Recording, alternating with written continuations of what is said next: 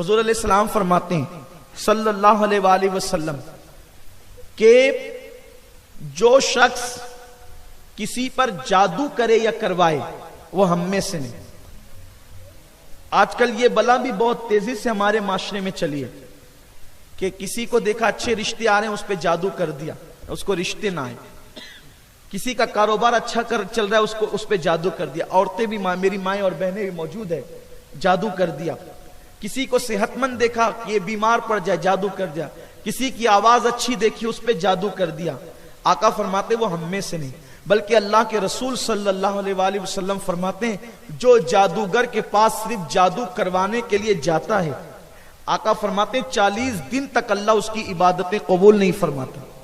یاد رکھنا شب برات میں سب کو معاف کر دیا جاتا ہے, جادو کرنے اور کرانے والوں کو معاف نہیں کیا جاتا.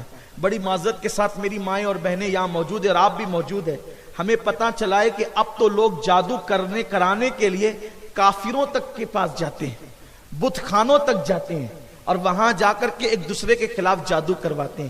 میں صرف یہاں زیادہ کچھ نہیں کہنا چاہتا, اتنا کہنا چاہتا ہوں دوسروں کو تڑپانا آسان ہے لیکن قدرت جب بدلہ لیتی ہے نا اس کے بندوں کو تڑپانے کا تو پھر انسان کہیں کا نہیں رہتا.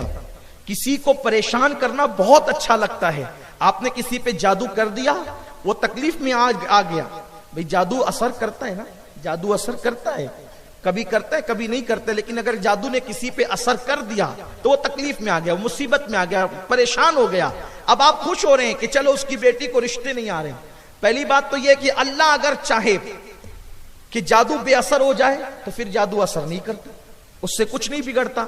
لیکن کبھی کبھی تقدیر میں اگر لکھا ہوا ہو کہ جادو کے ذریعے سے یہ مصیبت میں پریشان ہو جائے تو کبھی کبھی حضور علیہ السلام پہ خود ایک یہودن نے جادو کیا تھا تو اس کے آثار اللہ کے رسول صلی اللہ علیہ وسلم کے وجود ناس پر جو ہے وہ ظاہر ہونے لگے تھے. پھر اللہ تعالیٰ نے سورہ فلق اور سورہ ناس کو نازل فرمایا, حضور علیہ السلام نے اس کی تلاوت کی تو آقا کریم صلی اللہ علیہ وسلم کی تلاوت کی برکت سے وہ جادو کا اثر ختم ہوا. یہاں تک ہمارے بزرگوں نے لکھا ہے حضور کی جو زلفیں تھی اس میں گانٹھ دی تھی, گانٹھ دے کر کے جو ہے وہ جادو کیا تھا.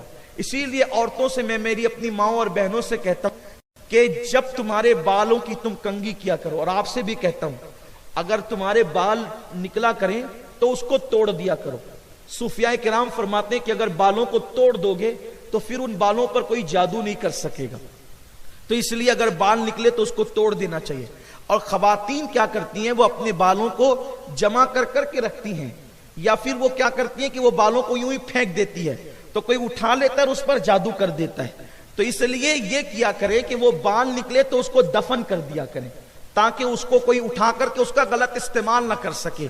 تو آقا علیہ السلام نے فرمایا کہ جو کسی پہ جادو کرے یا کروائے وہ ہم میں سے نہیں ہے. اور پھر اللہ اکبر جو جادوگروں کے پاس جائے, آقا فرماتے 40 دن تک کہ اس کی عبادت قبول نہیں ہوتی, اور ایسے لوگ اگر بغیر توبہ کے مر جائیں وہ رسول پاک کی شفاعت سے محروم کر دیے جائیں. اتنا سخت حکم بیان کیا گیا ہے. اور انجام کیا ہے, آپ نے کسی کو پریشانی میں ڈال دیا, تکلیف میں ڈال دیا, وہ اللہ جتنے دنوں تک چاہے گا, اللہ کی مرضی کے بغیر پتہ نہیں ہلتا, وہ تکلیف میں رہے گا. اور اللہ جس دن چاہے گا تو وہ کوئی چھوٹا سا وظیفہ ہی پڑھ لے گا تو وہ جادو ختم ہو جائے گا.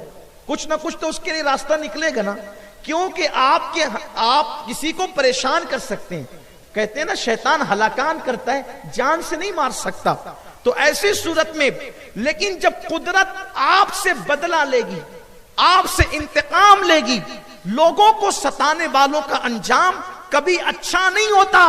ان لوگوں کو ہم نے دیکھا ہے جو جادو کرتے کراتے ہیں, جب وہ دنیا سے گئے تو لوگوں نے ان کے جنازوں میں شرکت کر کے کہا کہ چہرے ایسے ہو گئے تھے کہ چھپانا پڑا, جنازہ ایسا ہو گیا تھا کہ جلدی سے اٹھانا